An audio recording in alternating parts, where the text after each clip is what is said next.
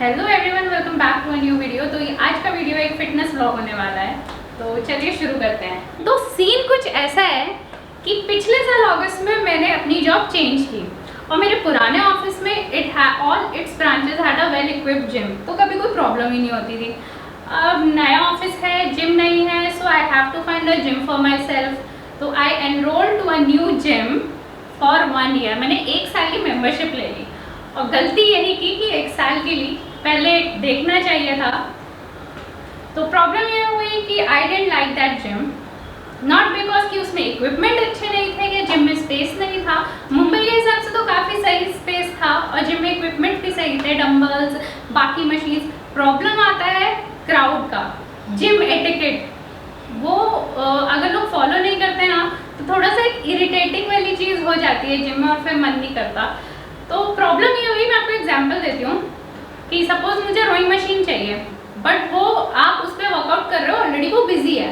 तो मेरे पास क्या ऑप्शंस है? मैं बारबल से रोइंग कर सकती हूँ, मैं डंबल से रोइंग कर सकती हूँ, केबल मशीन खाली है, केबल मशीन से रोइंग कर सकती हूँ। तो बेसिकली हर एक एक्सरसाइज के काफ़ी वेरिएशंस होते हैं। तो यहाँ प्रॉब्लम ये है कि वहाँ पे मोस्टली लोग, मतलब जब मैं जिम में जाती थी, जितने टाइम मेरे साथ जो भी लोग होते थे आसपास, चाहे मॉर्निंग हो चाहे इवनिंग हो, वो खड़े हैं, वेट कर रहे हैं मैं कब उठूँ। सी, बॉडी बिल्डिंग कोई एनसीईआरटी की बुक नहीं है कि आपने पूरी रट ली और आप मार्क्स ले।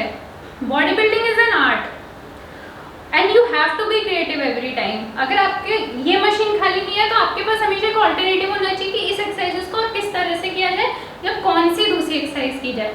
तो ये बहुत इरिटेटिंग हो जाता था। और जस्ट बिकॉज एक पर्टिकुलर लोकेलिटी में वो अकेला जिम था, तो it is always super crowded. सुबह हो शाम हो, दोपहर को खाली होता था, पर मैं ऑफिस में होती थी। तो एक बहुत बड़ी प्रॉब्लम ये मुझे फेस हो रही थी। लोगों का एटीट्यूड बिल्कुल अच्छा नहीं था, बिल्कुल भी अच्छा नहीं था।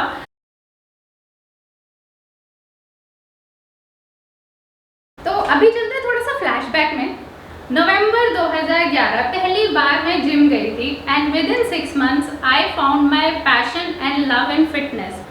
तो उस वक्त मैंने डिसाइड किया था कि मैं एक प्रॉपर होम जिम सेटअप बनाऊंगी एक दिन। तो अभी फ्लैशबैक से वापस आ जाते हैं। फिर ये सब प्रॉब्लम हुई जिम की। उस जिम में मुझे कंफर्टेबल फील नहीं होता था बिल्कुल भी वर्कआउट करने के लिए।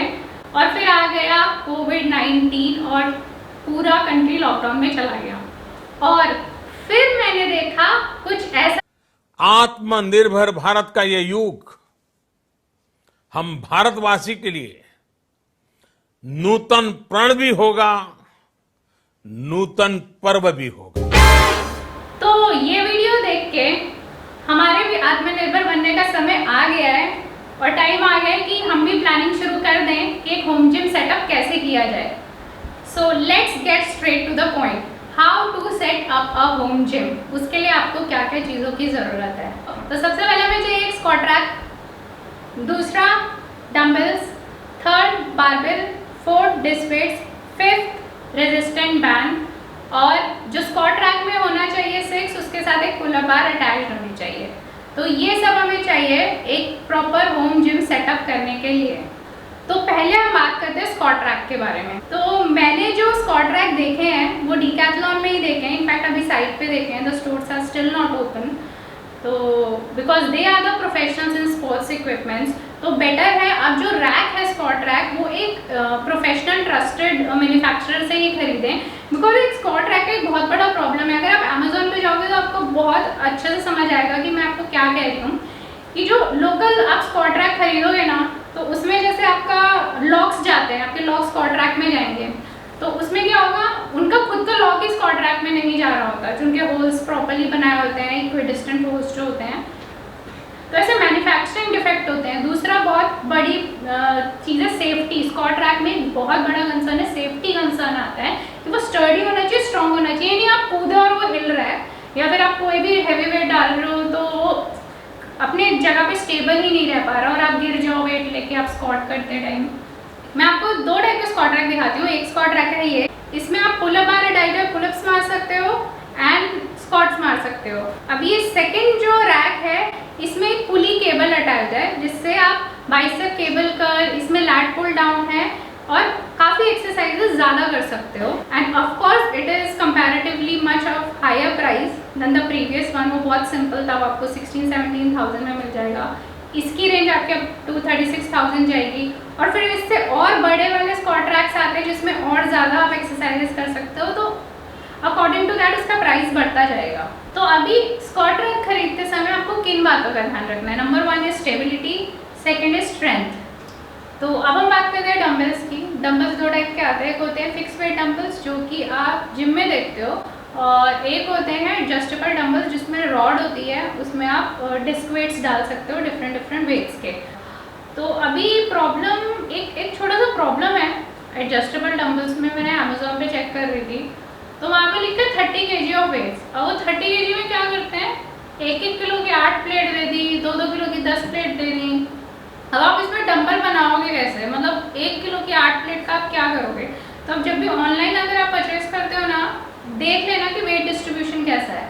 2.5, 5 ऐसा अलग अलग वेट्स के प्लेट्स होने चाहिए, ये नहीं कि सारे 1 किलो के सारे 2 किलो के दे दिए। थर्ड है बारबेल। बारबेल आपको 2 चाहिए, 5 फीट का, एक 6 फीट का ओलंपिक बार जो आपके स्क्वाट रैक में बैठेगा। और उसके लिए आपको चाहिए होंगे डिस्क वेट्स। तो disc weights according to me, मैं तो अपने लिए लूँगी 2 2.5 kg के, 2 5 kg के, एंड ईच फिर 10 kg के एंड 15 kg के, एंड आई गेस 20 kg भी आई विल बाय। तो ऐसे डिस्क वेट का आप अपने अकॉर्डिंग डिस्ट्रीब्यूशन कर लो जैसा आपका रिक्वायरमेंट है। तो next equipment is bench. Bench तो आपका होना चाहिए इंक्लाइन, डिक्लाइन, फ्लैट तीनों। और कुछ बेंचेस ऐसे भी आते हैं जिसमें आपको रिवर्स लेग कर्ल भी मिल जाता है और लेग एक्सटेंशन भी मिल जाता है। तो एज वो आपका रिक्वायरमेंट, आपको कौन सा बेंच चाहिए। एंड देन नेक्स्ट आपका इक्विपमेंट रहेगा रेजिस्टेंस बैंड। रेजिस्टेंस बैंड आप ले लो। रेजिस्टेंस बैंड के साथ तो कुछ भी कर सकते हो, ईजिली बहुत एक्सरसाइज कर सकते हो, जो कि मैं आपको नेक्स्ट वीडियो में बताने वाली हूँ। एक पूरा डेडिकेटेड वीडियो बनाऊंगी जिसमें मैं बताऊंगी कि आप रेजिस्टेंस बैंड से कैसे वर्कआउट कर सकते हो। तो जो मैंने सबसे पहले आपको स्क्वाट रैक बताया था ना, अगर आपको स्क्वाट रैक नहीं चाहिए, आपको बारबेल से स्क्वाट्स नहीं मारने, आप डंबल से या प्रेफर करते हो स्क्वाट मारना, तो पुलअप बार के लिए आपके पास एक ऑल्टरनेटिव है वॉल माउंटेड। वो वॉल में फिट हो जाता है, उससे आप पुलअप्स मार सकते हो बहुत ईजिली। और उस पर अगर आप बैंड डालोगे तो उससे आप क्रॉसफिट ट्रेनिंग भी कर सकते हो। तो ज़रूरी नहीं है स्क्वाट रैक लेना, but squat rack is the final touch to your home gym. वो आपका एक कंप्लीट पैकेज बना देगा।